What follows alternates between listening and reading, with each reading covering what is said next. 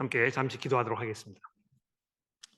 하나님 아버지, 하나님의 성령께서 이 시간 우리 모두를 지켜주셔서 주의 말씀을 듣게 하시고 또 하나님의 계획과 뜻을 이해하며 우리의 삶을 하나님께 산 제사로 드리도록 다짐하는 귀한 시간이 되게 도와주시기를 예수 그리스도의 이름으로 간절히 기도합니다. 아멘.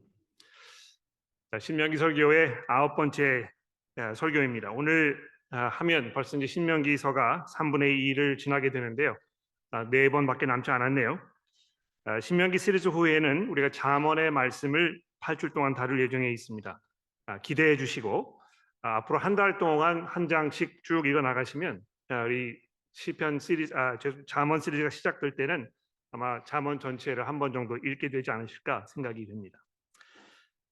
자, 앞으로 3주 동안 이 12장에서 26장까지를 예배, 이웃 사랑, 그리고 리더십이라는 이 세 가지 주제로 다뤄볼 계획이 있습니다.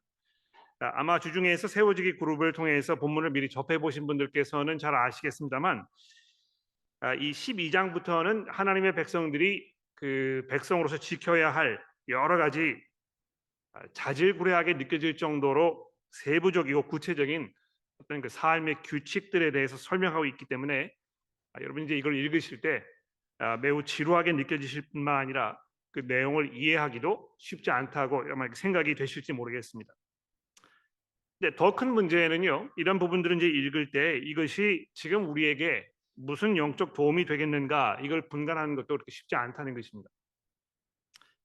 아마 성경이 봉독되는 그 중에도 집중하시기가 좀 힘들어가지고 다른 생각을 하셨거나 또는 그 짧은 시간에 쏟아지는 졸음을 느끼시는 그런 분들도 계셨을지 모르겠습니다. 사실 이 많은 분들이 레위기라든지 민수기라든지 신명기 이런 부분에 오면 이거 어떻게 해야 될지를 잘 몰라서 읽기는 읽는데 그냥 지나쳐 버리는 경우가 굉장히 많습니다.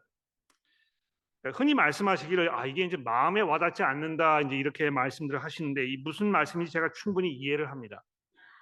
근데 죄송한 말씀입니다만 이런 푸념들 속에는 우리가 성경을 읽을 때 우리가 얼마나 게으른 것인지를 부분적으로 드러내 주기도 한다는 것을 말씀드리려고 합니다.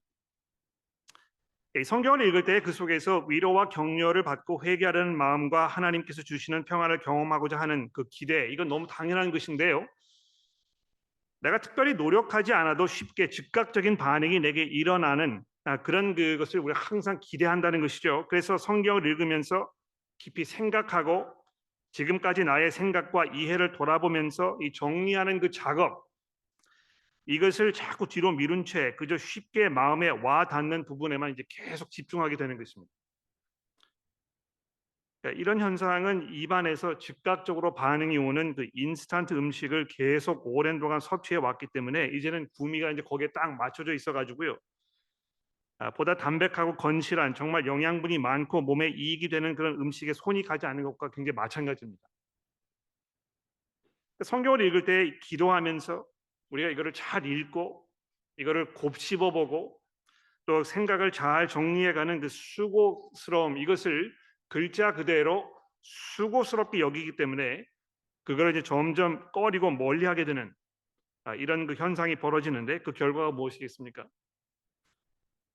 무엇이든지 쉽고 간편하게 하는데 익숙해져 있기 때문에 이 바탕을 견고하게 다지고 그 위에 아주 정성스럽게 이 믿음을 쌓아 올리는 이 작업, 이것을 꾸준히 이어가지 않은 채로 오랫동안 지내왔기 때문에 이 모든 것이 굉장히 위태로운 것입니다.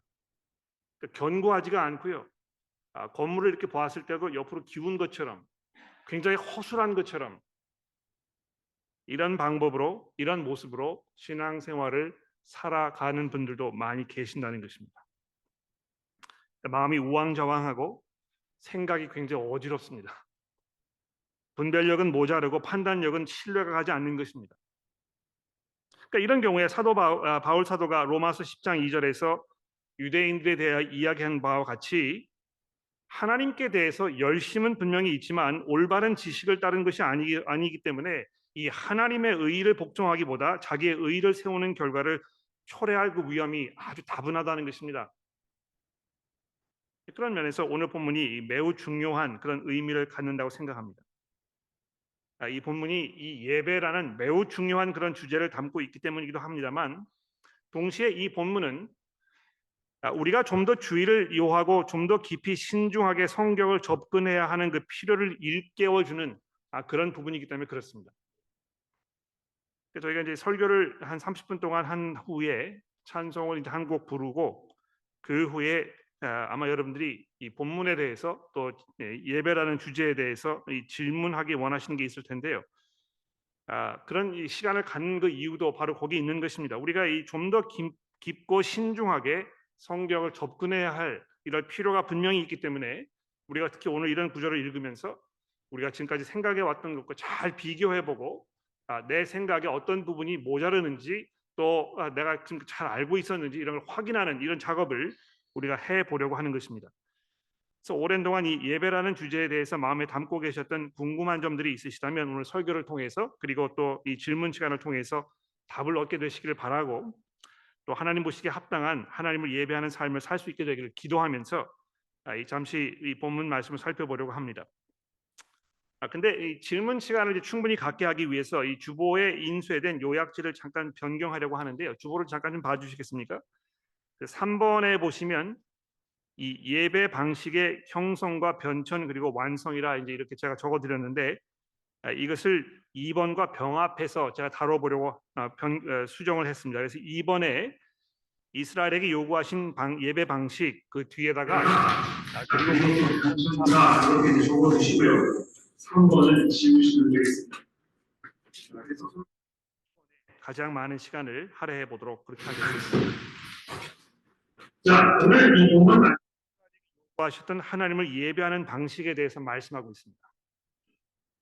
물론 이 부분 이외에도 16장, 17장, 26장 이렇게 계속 넘어가면서 이 예배를 드리는 데 있어서 지켜야 할 그런 규칙들을 계속 말씀하고 있습니다만, 이거 보게 되면 그만큼 이 이슈가 중요하기 때문에 모세가 계속 반복적으로 이 이슈를 다루고 있는 걸 우리가 확인해 볼 수가 있겠는데요.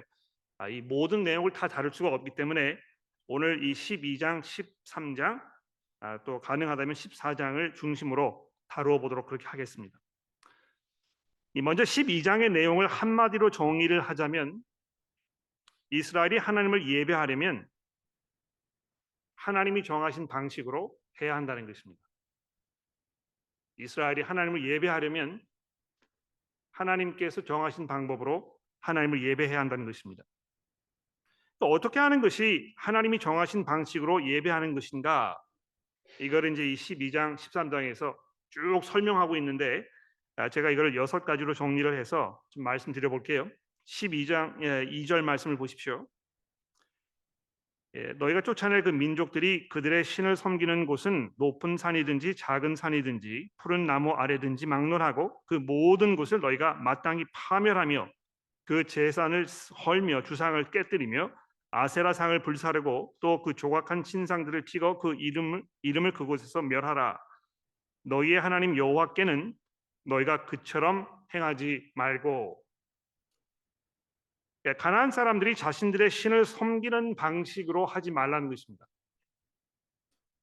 매우 당연하지만 아주 중대한 그런 사항이죠.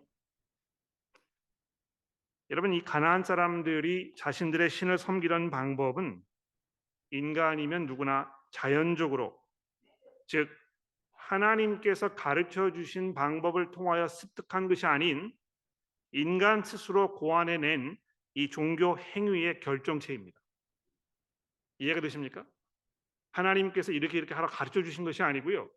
그냥 사람이 자기 스스로 가만히 앉아 생각해 보니까 이 신이라는 분들은 우리가 이렇게 섬겨야 되겠다 결정을 해서 만들어낸 어떤 그 종교 시스템이라는 것입니다. 각 문화마다 자신들의 신앙을 나름대로 표현하는 방법이 달랐다고 말할 수 있겠습니다만, 문화와 종교 그 모든 그 시간을 초월해서 하나로 묶는 한 가지 공통된 점이 있습니다. 이게 뭐 불교든지 뭐 이슬람교든지 힌두교든지 그 이외의 모든 그 여러 세상에 포함되어 있는 이 모든 종교들을 하나로 묶는 한 가지 공통된 부분이 있다는 것입니다. 무엇입니까? 인간이 자신의 생각해낼 수 있는 최선의 방법으로 자신들을 이롭게 해줄 수 있는 신들의 마음을 달래어서 자신들이 원하고 필요하는 것을 받아내는, 바로 그것이 모든 종교들의 핵심적인 부분입니다. 자신이 생각해낼 수 있는 최선의 방법으로 자신들을 이롭게 해줄 수 있는 신들의 마음을 달래어 자신들이 원하고 필요로 하는 것을 받아내려고 하는 그 모든 시도가 이 종교의 한 가지 부분이라는 것입니다. 그런데 하나님께서는 이스라엘에게 너희가 생각해낼 수 있는 최상의 방법으로 나를 예배하라 하지 않으셨을 뿐만 아니라 너희가 원하는 것을 나에게 얻기 위해서 나를 예배하라 한다고 말씀하지도 않으시면서 오히려 뭐라고 말씀하셨습니까? 사람이 떡으로만 사는 것이 아니요 여호와의 입으로 나오는 모든 말씀으로 사는 것이라고 이렇게 가르치셨던 것입니다. 하나님께서 이스라엘에게 너희는 너희 하나님 여호와께서 그처럼 행하지 말 하나님께 그처럼 행하지 말라 이렇게 말씀하셨을 때 단지 그들의 어떤 그 외형적인 요소들, 그들 뭐 모이는 장소, 시간, 사용되는 종교의 도구들, 뭐 음악, 입는 옷 이런 것들 따라가라 하는 거기에서 국한되어 있지 아니하고 보다 근본적으로 가나안 사람들이 가지고 있던 신앙에 대한 기본적인 개념까지 포함하셨던 것입니다. 왜 이 신적인 존재를 섬기려고 하는지 아주 근본적인 이슈부터 하나님께서 다루고 계시는 것인데요. 다른 방식과 원칙을 철저히 배격하라고 말씀하시면서 여러분 그 12장 29절 이하부터 쭉 보시게 되면 이 다른 종교들에 대하여 이스라엘 백성들이 어떤 그 입장을 취해야 됐었는지에 대해서 이제 말씀하고 있는데 제가 대표로 13장 5절 말씀만 부터만 좀 읽어드리도록 하겠습니다. 잘 들어보십시오. 13장 5절입니다. 너는 이같이 하여 너희 중에서 악을 제할지니라.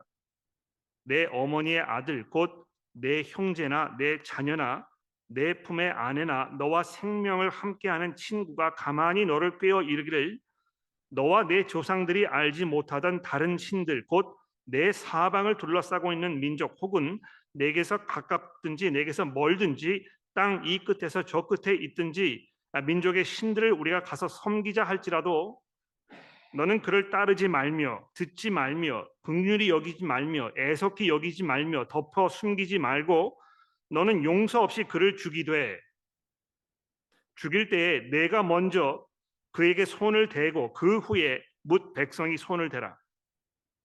그는 애굽 땅 종 되었던 집에서 너를 인도하여 내신 내 하나님 여호와께서 너를 꿰어 떠나게 하려 한 자이니 너는 돌로 쳐 죽이라.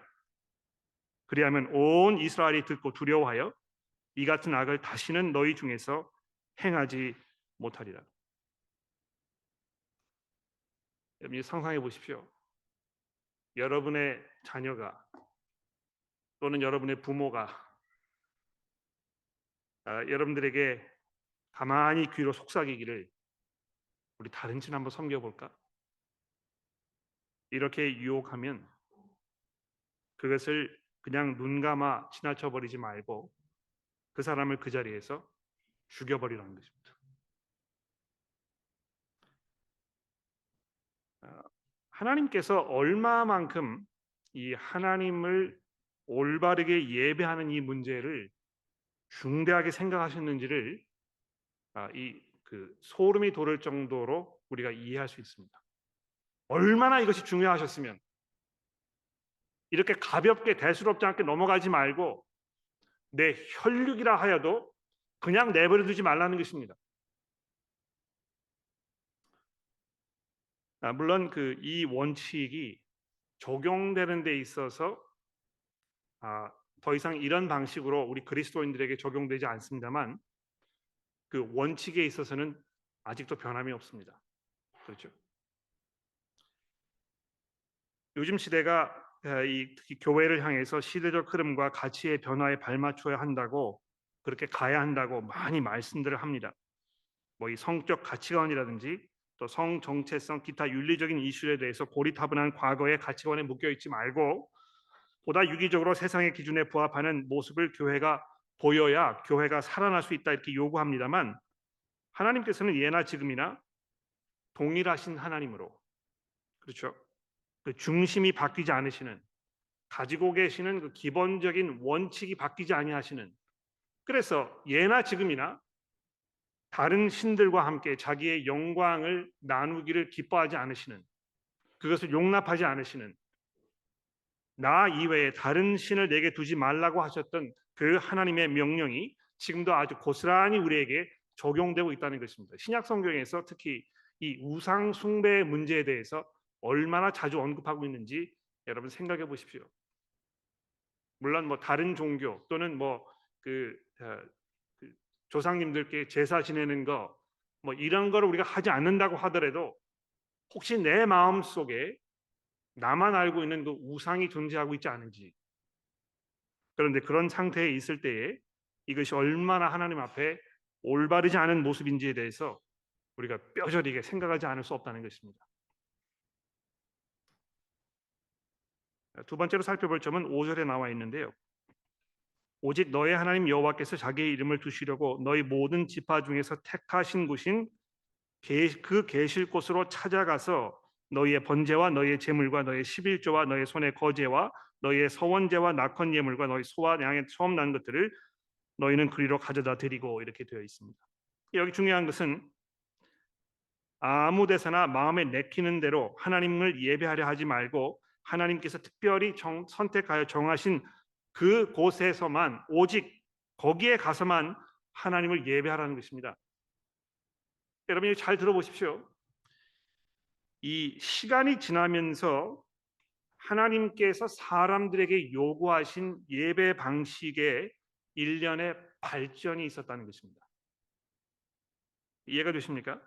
아브라함과 이삭과 야곱이 그리고 이스라엘 백성이 가나안 땅에 들어가기 이전에는 사람들이 자기가 있는 그 곳에서 하나님의 제단을 쌓아서 제물 드리는 방식으로 하나님을 예배하였지만 가나안에 들어가게 되면서 그 방식이 이제 종결이 되고 더 이상 그런 방식으로 하나님 예배하지 말고 오직 한 장소에서만 하나님이 특별히 지정하신 그 곳에 가서만 하나님을 예배하도록 이렇게 되었다는 것입니다. 그런 면에서 여러분 그 광야 세월 중에 성막이라는 게 있었잖아요. 그렇죠?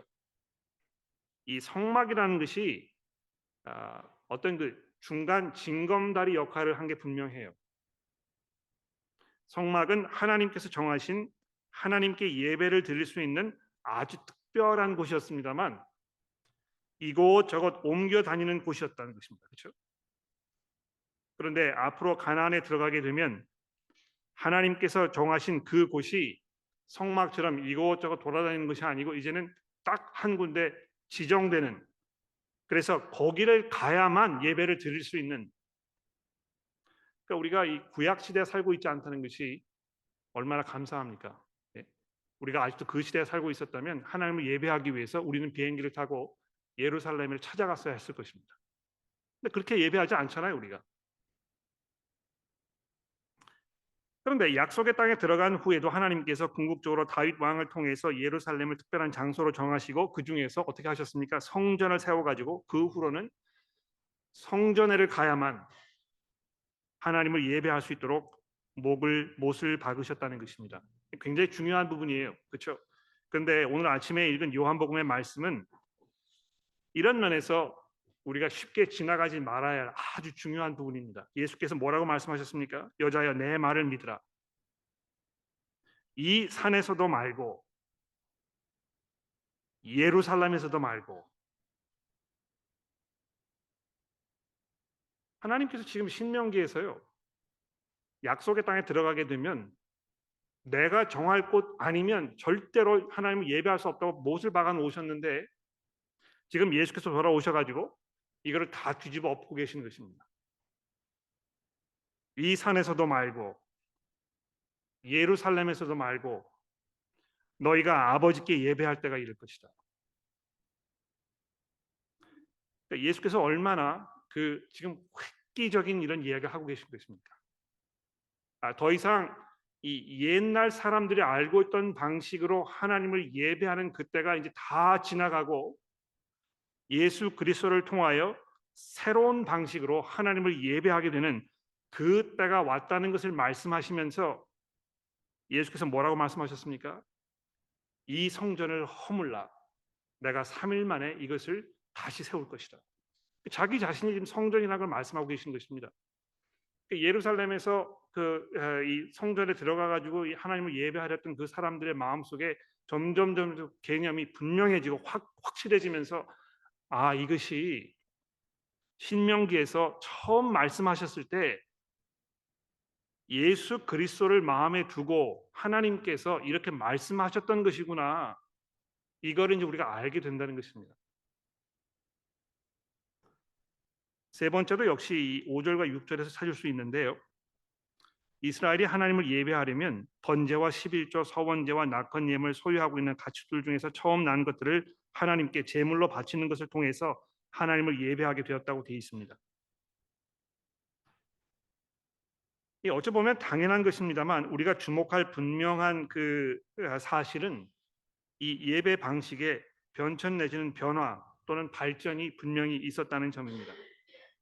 그러니까 이 구약 성경에서 하나님을 예배하던 그 방식이 그대로 우리에게 전수돼 가지고 우리가 뭐 이 하나님을 예배하기 위해서 함께 모였을 때 더 이상 짐승을 잡고 여기서 바비큐 파티를 하고 그렇게 하지 않는다는 것입니다.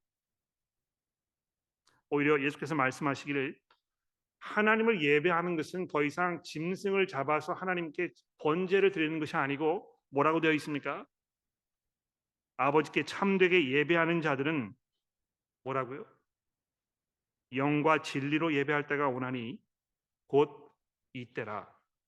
즉 예수께서 이 땅에 오신 후에 사람들이 하나님을 예배하는 것은 어떤 그 외적 형식, 어떤 그 종교 행위, 번제와 이런 것으로 요약되는 어떤 그 성전에서의 이 예배 방식 그것이 아니고 하나님의 영과 하나님의 진리를 통하여 하나님을 예배하게 된다는 것입니다.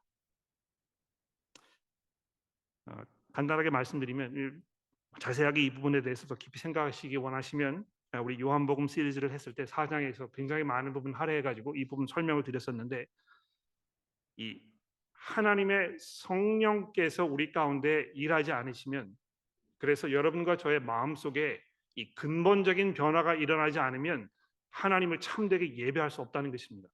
그러니까 여러분께서 교회에 나오셨지만 오랫동안 교회에 적을 두고 계셨다고 하더라도 이 하나님의 성령의 능력에 의해서 여러분의 마음속에 이 회심이 일어나고 정말 하나님과의 올바른 관계가 형성되어 있지 않으면 아무리 교회를 오셔도 하나님 참되게 예배할 수 없다는 것이 첫 번째 포인트가 되겠고요. 두 번째 포인트는 그 변화가 이 하나님의 진리, 즉 이 복음의 선포를 통하여 여러분들의 마음속에 일어난다는 것입니다. 네 번째로 주목할 것은요. 7절의 말씀인데요. 하나님께서 여러 가지 제사들을 제물들을 제사로 바친 후에 어떻게 하라고 말씀하고 있는지 주목해 보십시오. 7절입니다. 거기 곧 너희 하나님 여호와 앞에서 먹고 너희의 하나님 여호와께서 너희의 손으로 수고한 일에 복 주심으로 말미암아 너희와 너희 가족이 즐거워할지니라. 이 하나님께 드린 제물을 함께 나누어 먹으면서 드릴 제물이 있도록 물질적인 것으로 축복하신 하나님의 은혜를 온 집안 사람들이 함께 즐거워하라고 하신 것입니다. 그러니까 이 하나님을 향한 이 예배의 핵심은요. 구약 성경에서 이 즐거운 감사가 흘러 넘치는 이 축제라고 말할 수 있습니다. 이 굉장히 중요한 부분이 되겠는데요. 이 예배라는 것을 하나님과 나 사이에 지극히 이 사적인 일로 생각해 오셨다면 이 굉장히 획기적인 그런 말씀이 아닐 수 없습니다. 하나님을 예배하는 것에는 이 하나님을 향한 어떤 그 수직적인 면이 분명히 있습니다만 그것으로 끝나는 것이 아니고 아주 기쁘고 즐거운 분위기에서 내 주변의 사람들을 살피고 그들과 함께 나누는 이 수평적인 면 이것이 포함되어 있다는 것을 이미 구약 성경이 우리에게 증거하고 있다는 것입니다. 좀 더 내려가서 12절 말씀해 보시면요. 가족 식구들뿐만이 아니라 집안의 노비들까지 모두 함께 즐거워하라고 말씀하고 있습니다. 하나님을 예배하는 것은 주변 사람들을 포함하는 것일 뿐만이 아니고 그 포함되는 범주에 보잘것없는 것처럼 여겨질 수 있는 이들까지 모두 함께 포함하라고 말씀하고 있는 것인데요. 이런 부분이야말로 하나님이 어떠한 분이신지를 아주 잘 대변해 주는 굉장히 감동적인 부분이라고 생각해요.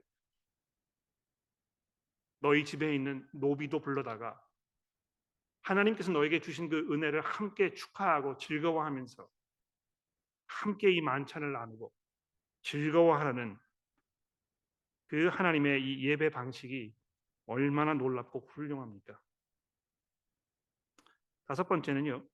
레위인들에 관한 규칙입니다. 대표적인 구절이 이 12장 17절에 말씀드리겠는데 17절을 보십시오. 너는 곡식과 포도주와 기름의 11조와 내 소와 양의 처음 난 것과 내 성원을 갚는 예물과 내 낙헌 예물과 내 손의 거제물들은 각 성에서 먹지 말고 오직 내 하나님 여호와께서 택하실 곳에서 내 하나님 여호와 앞에서 너는 내 자녀와 노비와 그다음에 보십시오. 성중에 거하는 레위인과 함께 그것을 먹고 또 내 손으로 수고한 모든 일로 말미암아 내 하나님 여호와 앞에서 즐거워하되 너는 삼가 내 땅에 거주하는 동안에 레위인을 저버리지 말지니라.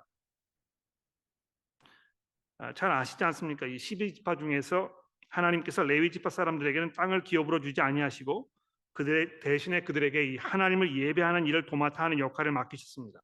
그러니까 농사를 짓고 가축을 키우는 일에 종사하는 대신에 나머지 11지파 사람들이 살고 있는 각 마을과 도시에 흩어져서 그들 가운데 살면서 그들이 제공하는 경제적 도움으로 전적으로 하나님을 섬기는 일에 전념하도록 이렇게 하나님께서 조치를 취하신 것입니다.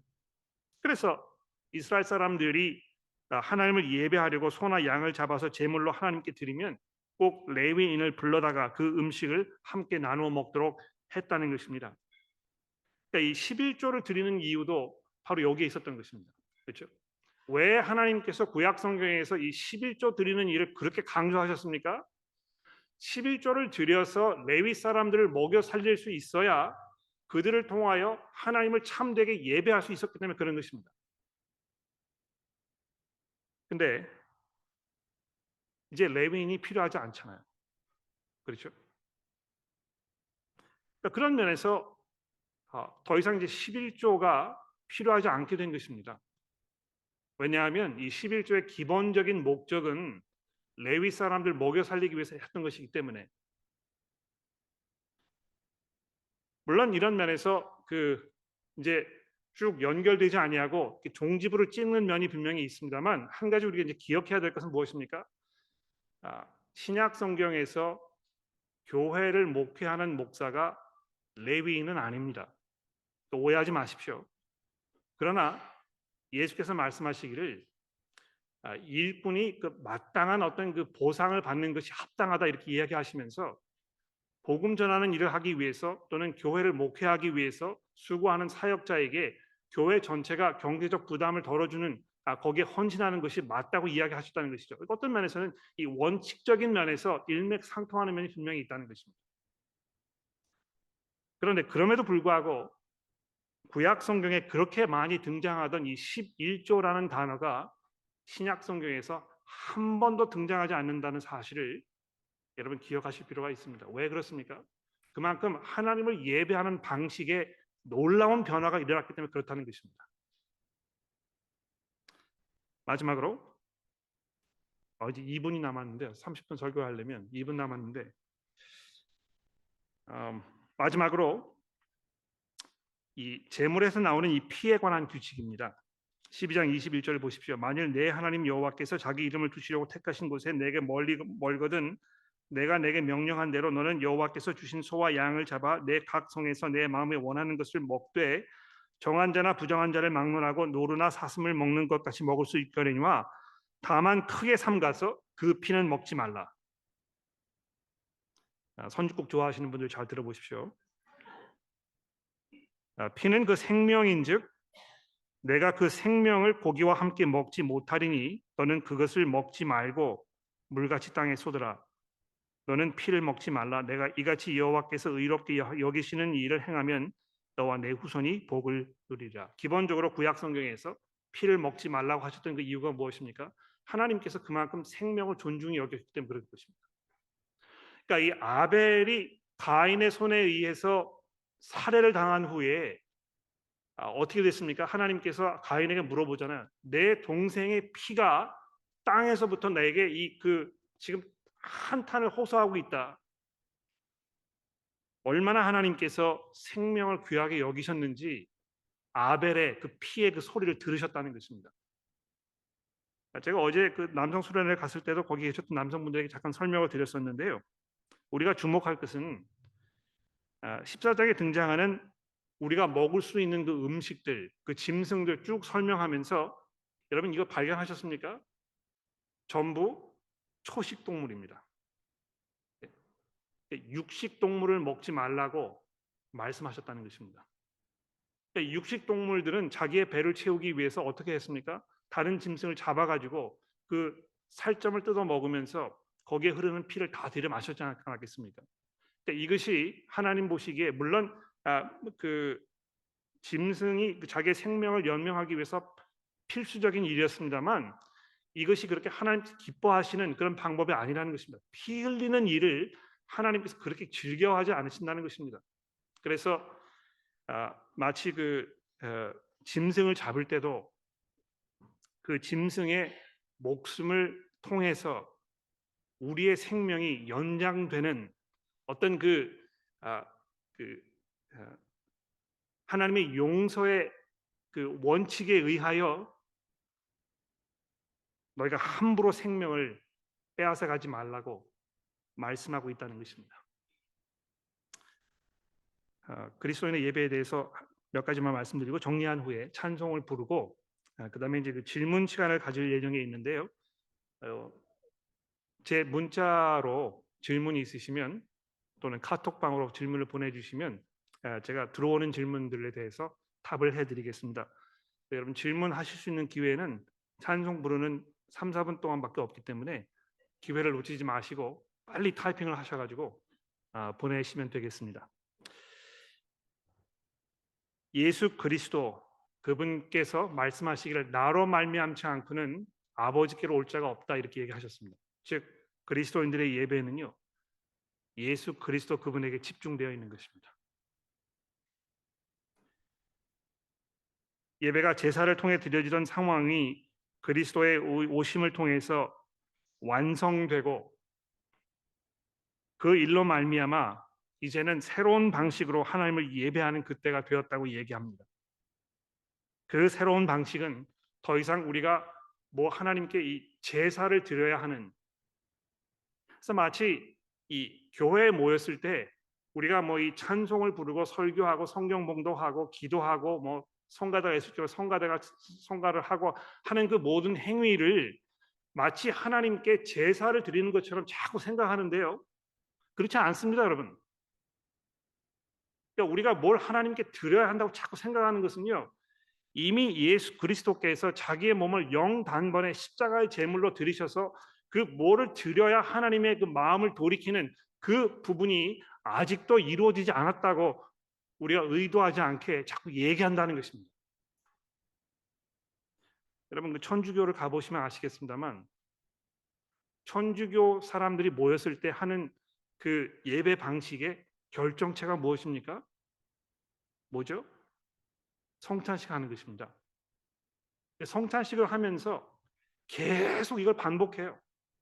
예수께서 또 죽으시고 또 죽으시고 그 몸을 한 번 내놓으시고 또 내놓으시는 이 영단번에 모든 죄의 문제가 다 해결돼요. 우리가 하나님께 드려야 할 이 모든 제물들이 다 바쳐졌다는 이 성경의 중요한 그 포인트를 이해하지 못하는 것입니다. 마지막으로 예배에 관한 규정이 당황스러우리만큼 신약에서 발견되지 않는다는 사실을 여러분 기억해 보십시오. 성경 구절을 쭉 읽으시면서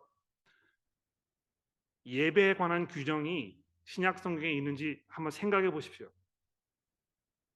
없습니다, 여러분. 오히려 교회에 모였을 때 방언하는 문제에 대해서 또 기도하는 문제에 대해서 이야기하고 있지만 구약 성경이 말하는 것처럼 이런 방식으로 너희가 예배해야 한다고 다루는 부분이 거의 없다는 것입니다.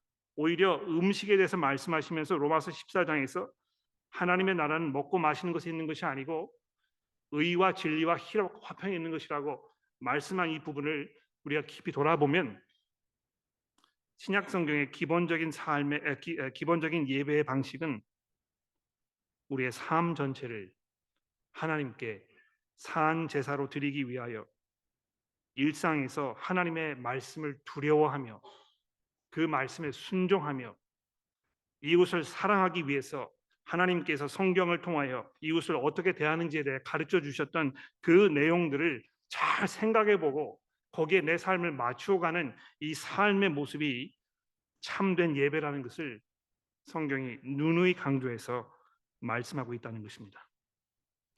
자, 제가 이제 이 정도로 말씀드리고 찬송을 한 곡 부른 후에 질문이 있으시면 질문을 받도록 하겠습니다.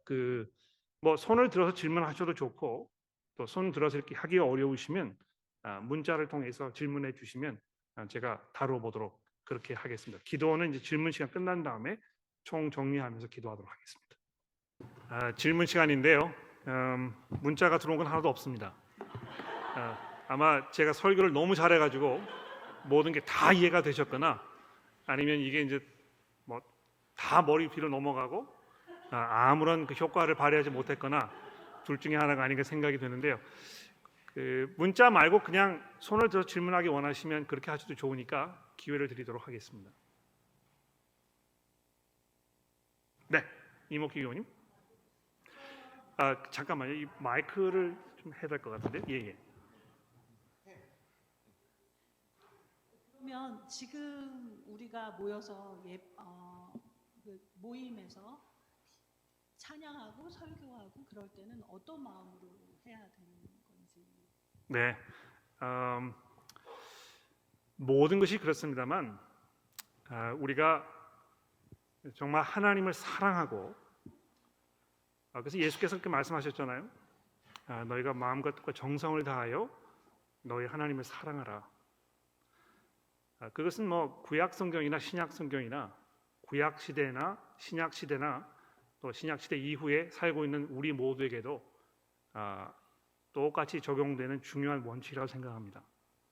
정말 우리가 하나님을 사랑하고 하나님을 향한 그 사랑의 마음이 정말 그 하나님을 향한 어떤 그 겸손함과 두려움으로 드러나고 있는지 우리가 잘 생각해 봐야 될 것 같아요. 그러니까 주일날 이제 교회를 오실 때 물론 우리가 성도들 만나서 즐거운 그런 시간을 가지고 하나님의 말씀을 듣고 배우기 위해서 오는 것입니다만 그런 모든 그 일들을 우리가 할 때 가지고 있어야 할 가장 중요한 마음 자세라고 할까요?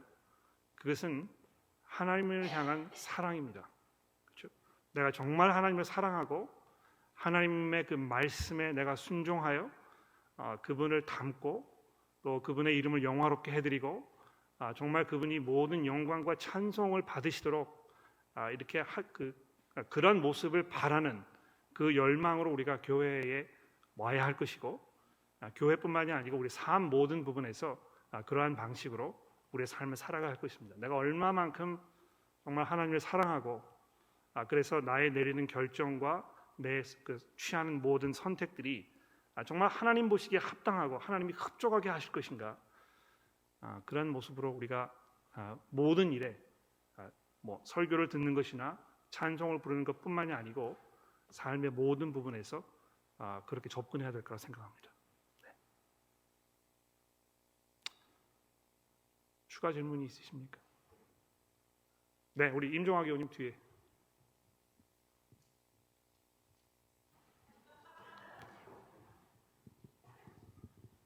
네, 예수님이 오신 이후에는 굳이 옛날에 구약 시대처럼 성전이라는 특별한 곳에 가서 예배할 필요가 없고 지금으로 얘기하자면 이렇게 예배당, 이렇게 교회당, 거의 교회 건물에 모이는 것이 예배를 드리는 게 아니고 그리스도인이 함께 모이는 것이 됐는데 그렇다면은 저희가 주일에 모임으로 같이 모이는 것으로서 이제 모였을 때 또 그리고 어떤 것을 하는 게 중요한지 간단하게 설명해 주시면 좋을 것 같습니다. 네, 중요한 질문인데요. 성경이 그 교회에 대하여 이야기할 때 여러 가지 형태로 여러 가지 어떤 개념들을 사용해서 설명합니다만 성경에서 가장 반복적으로 등장하는 것 중에 하나는 가족이 아닐까 생각합니다. 우리가 이제 하나님의 가족이라는 것이죠. 그렇죠? 근데 가족이 되기 위해서 해야 하는 가장 중요한 일이 무엇입니까? 같이 모이는 것입니다. 그렇죠? 가족들도 오래 떨어져 있으면 점점 멀어져요. 여러분 뭐 그 형제분들과 멀리 떨어져 계시는 분들 여기 다 계시잖아요. 그렇죠? 저도 그런 경험을 했는데요. 제 그 동생이 미국에 살고 있을 때 또는 한국에 살고 있을 때 제 혈육입니다만 매일 만나서 얘기하고 뭐 생각을 듣고 이렇게 했을 때보다 점점 어떤 감정적으로 느낌적으로 멀어질 수밖에 없습니다. 그렇죠? 그러나 우리가 이 하나님 안에서 한 가족으로 부름을 받았을 때 우리가 모이지 아니하면 가족으로서의 역할을 잘 감당하기 어려울 것입니다. 그래서 첫 번째고요. 두 번째는 개인적으로 성경을 읽고 또 그것을 이해하고 이렇게 하는 것이 얼마든지 가능합니다. 그렇죠? 특히 요즘에는 뭐 인터넷이 발달돼 있어 가지고요. 꼭 교회를 오지 않아도 성경에 대한 지식을 습득할 뿐만이 아니고 내 마음을 움직이는 설교를 얼마든지 들을 수 있습니다. 그러니까 그런 면에서 뭐 꼭 교회를 와야 할 필요를 못 느끼시는 경우도 분명히 있어요. 그런데 중요한 것은 모든 가르침이 그렇습니다만 이 관계적인 면이 존재하지 않으면 그 배움은 정상적인 배움은 아닙니다. 이해가 되시는지 모르겠는데요. 내가 누구에게 뭘 배우려고 하면 이것은 굉장히 인격적인 행위라는 것입니다. 그렇죠? 그래서 그냥 뭐 1 더하기 1이 2라는 사실, 어떤 그 수학적인 사실을 배우는 것에 대해서는 어떤 뭐 이 인격적인 관계가 별로 그렇게 필요하지 않아요. 내가 선생님을 개인적으로 잘 알지 못해도 또 그분과 어떤 깊은 인격적인 만남이 있지 않아도 얼마든지 그걸 습득할 수 있습니다. 그러나 이 믿음의 문제에 관해서는 특히 내가 어떻게 살아야 할 것인가의 문제에 관해서는 그것을 나에게 가르쳐주는 사람 또 배우는 사람의 입장에서 아주 이 깊은 인격적인 관계가 형성되어 있는 것이 너무너무 중요하다는 것입니다. 그러니까 여러분 그 중고등학교 시절 다니실 때 또 뭐 초등학교 다니실 때 여러분 머릿속에 생각나는 선생님이 계시면 한번 생각해 보시오. 왜 그분이 생각나는지. 그분이 인격자시기 때문에 그런 것이거든요. 그렇죠? 물론 뭐 그 담당한 과목을 잘 가르치셔 가지고 내가 그 과목에서 좋은 성적을 낼 수 있도록 도와주셨던 분이기 때문에 그분이 기억날 수도 있을 것입니다. 그러나 삶의 그 스승으로서 생각하는 그 선생님들은 그저 가르치는 내용을 잘 전달하시는 분이 아니고요. 삶의 모본이 되고 인격적으로 사람을 대하고 그래서 내가 사는 것이 어떻게 사는 것인지를 잘 가르쳐 주시는 이런 분들이 머릿속에 기억나는 것입니다. 그러니까 성경을 배우는 것도 마찬가지인 것 같아요. 내가 이 사람에 대해서 아무것도 알지 못하는데 그분이 전하는 어떤 그 유창한 말, 깊은 어떤 그 해박한 지식 이런 것에 의해서 내 지식이 깊어질 수 있을지 모릅니다만 그분이 어떻게 사는지 알 수가 없잖아요. 그렇지 않습니까?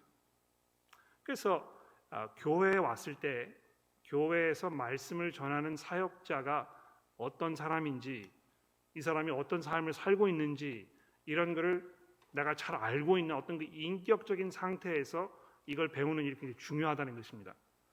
그리고 이 배운다는 의미에서 이 공동체적인 역할이 얼마나 중요한지 모릅니다. 무엇신학교에서 이제 항상 하는 얘기가 있어요. 무엇신학교가 왜 이렇게 좋은 학교인가? 그거에 대해서 이제 설명하는 학생들의 이야기를 들어보면 공통적으로 나타나는 굉장히 중요한 부분이 하나 있습니다. 그것은 학생들이 함께 모여서 먹고 자고 입고 함께 행동하면서 서로에게 어떤 그 주고받는 어떤 상호작용 이런 것이 있기 때문에 그렇다는 것입니다. 그러니까 여러분들이 뭐 그냥 골방에 앉으셔가지고 성경을 읽으시고 이렇게 해서 야 이거 하나님 참 좋은 분이구나 이렇게 생각하시면 얼마나 좋겠습니다만 하나님을 닮아간다는 그 말의 기본적인 의미가 무엇이겠습니까? 우리가 점점 하나님처럼 되어가면 우리가 어떤 사람이 되겠습니까? 이웃을 사랑하는, 원수를 사랑하는 그런 사람 되지 않겠습니까?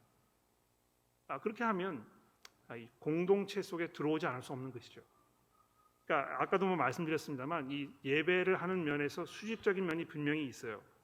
그러나 이 수평적인 면이 동시에 있다는 것입니다.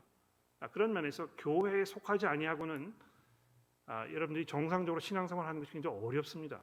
물론 특별한 상황 속에 놓여 있는 분들이 어쩔 수 없어서 선택적으로 교회를 갈 수 없는 그런 상황이 분명히 있기는 합니다만, 그냥 평범한 상태에서 나는 교회를 가지 않겠다 이렇게 이야기하시는 것은 굉장히 비정상적이고 아무런 신앙에 도움되지 않는 그런 선택이라고 말씀드릴 수 있습니다. 네, 마지막 질문입니다. 우리 안선영 부장님. 네, 목사님께서 지금 말씀해 주신 부분은 교회로 모임에서의 공동체의 삶에 대해서 말씀하시는 것 같은데, 저희가 이렇게 모였을 때 우리가 하는 그 기도라든지 말씀 읽는 거라든지 설교라든지 아니면 찬양이라든지 이런 것들이 다 어떤 면에서는 아까 목사님께서는 형식적인 게 없다라고 말씀을 하셨는데, 이런 것 또한 질서이고 형식이라고 보거든요. 그랬을 때 이것이 형식이 아니다, 그 다음에 이것이 하나님께 우리는 영광을 돌리고 하나님께 기도를 하고 하나님께 찬양을 하고 모여서 함께 하는 그것인데, 그것을 예배라고 부르지 않으면, 그렇다면은 그러니까 모임이라고 부른다 하더라도 그곳에서도 형식이 있는 것을 없다라고 얘기하는 것은 조금 questionable 한데 어떻게 생각하시는지요? 네, 삶 전체가 이제 예배라 얘기하면 거기는 분명히 지금 우리가 하고 있는 이것도 포함될 것입니다. 그렇죠? 그러니까 삶의 모든 부분은 다 예배인데 이것만은 예배가 아닙니다. 이렇게 얘기하면 앞뒤가 맞지 않아요. 그렇죠? 그러니까 그런 면에서는 지금 우리가 하고 있는 이것도 예배라고 얘기할 수 있습니다. 왜냐하면 삶의 모든 부분이 예배이기 때문에. 그렇죠? 주일날 교회에 오셔서 우리가 여기 함께 앉아있는 이 순간에도 우리는 지금 하나님 예배하고 있는 것입니다. 근데 문제는 뭐냐 하면 이건 이제 어떤 면에서 그 용어 사용의 문제라고 생각을 하는데요. 일반적으로 이 특정한 이 시간, 이것만을 예배라고 자꾸 부르기 때문에 이것만이 예배라고 사람이 생각하게 된다는 것입니다. 그렇죠? 물론 그 로마서에 있는 말씀에 근거하여 우리가 우리의 삶을 영적 제사로 드려야 하는 것에 대해서 사람들이 다 알고 있어요. 그런데 성도 여러분들이, 저희 교회 분들 그렇지 않다고 생각합니다만, 성도 여러분들이 말씀하시기에 주일날 교회에 가는 것은 하나님께 예배를 드리러 가는 것이라고 무의식 중에 계속 얘기한다는 것입니다. 그러니까 그거는 사람들 의식 속에 이 자리가 하나님을 예배하는 특별한 장소이거나 어떤 면에서는 유일한 곳이라고 생각하고 있다는 것입니다. 그런 면에서 이걸 이제 약간 시정하기 위해서 취한 어떤 그 극단의 조치라고 생각하시면 될 것 같아요. 그러니까 이거는 이 자리는 절대로 예배라고 부르지 마십시오 이렇게 얘기하는 것이 아니고, 모든 것이 예배이지만 지금 상황에서 사람들이 굉장히 혼란스러워하기 때문에 그 문제에 대하여 좀 더 그 분명한 성경적 접근 방식을 생각해 드릴 수 있도록 하기 위해서 모임으로 부르자는 것입니다. 자, 그러셨어요? 요것만 그럼 대답드리고 정리하겠습니다. 좋은 질문을 하셨는데요. 이게 잠시 보자. 문자가 2개가 들어왔거든요.